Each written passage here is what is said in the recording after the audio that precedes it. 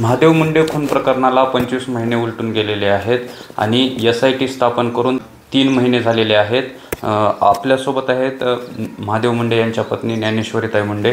काय सांगाल ताई, काल तुम्ही सुप्रियाताई सुळे यांची बीड येथे भेट घेतली आहे, काय चर्चा झाली आणि काय बोलणं झालं? माझी ताईंसोबत चर्चा झाली की ताईंना मी लेकरांच्या शिक्षणाबाबत आणि 3 महिने होऊन SIT स्थापन होऊन ताई अजून तपास शून्यच आहे, एकही आरोपी निष्पन्न नाही मी त्यांना सांगितलं।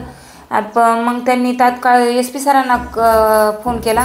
SP सरांना बोलल्यानंतर पंकज कुमार सरांना बोलल्या, सारखा फॉलोअप देत राहा म्हणल्या त्यांच्या पत्नीला, का तर त्या बी अशा म्हणजे शांतपणे राहतील की आरोपी अटक होतील आणि त्यांचा तपास चालू आहे, त्यांना पण असं वाटेल।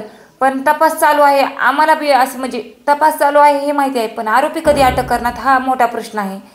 आरोपी अटक झाले ना, आम्हाला जर न्याय भेटला तर आम्हाला म्हणजे लेकरांच्या शिक्षणाकडे पण मला लक्ष देण्यात येईल ना। ज्यांच्याकडे तपास यंत्रणा आहे त्यांच्यासोबत काय बोलणं झालं का तुमचं आतापर्यंत?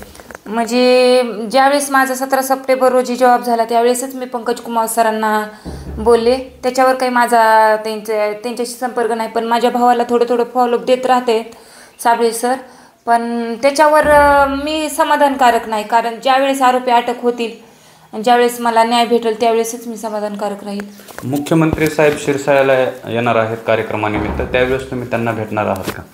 म्हणजे मुख्यमंत्री साहेब जे येणार आहेत इथं शिरसाळ्याला त्यावेळेस नाही, पण मुख्यमंत्री साहेबांनी स्वतःहून आम्हाला बोलवलं आहे आणि ते टाईम देणार आहेत। दिवाळीच्या ह्याच्यामध्येच ते बोलवणार होते, पण ते बिहारला गेल्यामुळं आमचं त्यावेळेस स्थगित झालं।